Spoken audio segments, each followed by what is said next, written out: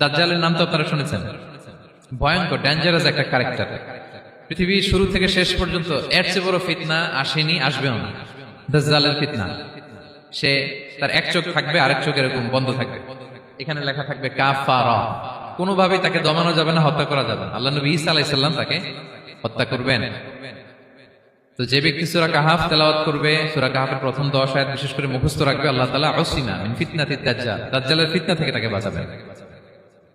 তা আমরা দাজ্জালের ফিতনা থেকে বাঁচতে চাই কি চাই না? আমরা যেন সূরা কাহাফের প্রথম 10 আয়াত মুখস্থ করি, সূরা কাহাফ যেন জুমার দিন আমরা তেলাওয়াত করি। So now the question arises, what is the relationship of Suratul Kahf with Dajjal? দাজ্জালের সাথে সূরা কাহাফের রিলেশনটার কারণ কি? একটা মেকানিজম তো এখানে আছে। এত সূরা থাকে, রাসূল সাল্লাল্লাহু আলাইহি ওয়াসাল্লাম কেন বলেন যে সূরা কাহাফ পড়লে দাজ্জালের ফিতনা থেকে বাঁচবে? কারণটা কি? এর কারণ হচ্ছে দাজ্জাল আমাদেরকে যে সমস্ত জিনিস দিয়ে ফিতনায় ফেলবে, ওই ফিতনাগুলোর সলিউশন আল্লাহ তাআলা সূরা কাহাফের ভিতরে রেখে দিয়েছেন। দাজ্জাল 4টা জিনিস দিয়ে আমাদেরকে ফিতনায় ফেলবে। দ্যাটস ট্রায়াল অফ ফেথ, এক নাম্বার। ঈমানের পরীক্ষা সে আমাদেরকে ফেলবে, আমাদের বিশ্বাস নিয়ে ছিনিমিনি খেলবে সে। এটার সলিউশন আছে সূরা কাহাফ, আমি বলবো আস্তে আস্তে। 2 নাম্বার, দাজ্জাল আমাদেরকে ফিতনায় ফেলবে দ্য ট্রায়াল অফ ওয়েলথ, সম্পদ দিয়ে সে আমাদেরকে ফিতনায় ফেলবে। 3 number, the trial of knowledge, জ্ঞান দিয়ে সে আমাদেরকে ফিতনায় ফেলবে। 4 number, the trial of power, ক্ষমতা দিয়ে সে আমাদেরকে ফিতনায় ফেলবে। দাজ্জাল 4টা জিনিস দিয়ে আমাদেরকে পরীক্ষায় ফেলবে। কয়টা? 1 হচ্ছে ঈমানি পরীক্ষা, 2 হচ্ছে সম্পদ দিয়ে পরীক্ষা, 3 হচ্ছে জ্ঞান দিয়ে পরীক্ষা, 4 হচ্ছে ক্ষমতা দিয়ে পরীক্ষা। সে ঈমানের পরীক্ষায় আমাদেরকে ফেলবে।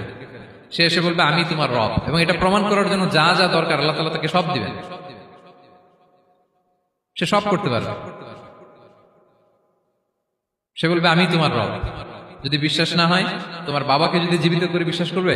অনেকে বলবে হ্যাঁ, আমার আব্বাকে জীবিত করে দেখান। তো তার বাবাকে ঠিকই সে জীবিত করে ফেলবে। আসলে শয়তান তার বাবার সূরত নিয়ে সামনে দাঁড়াবে। আরে তাই তো, এটাই তো আমার বাবা, এটাই তো আমার দাদা।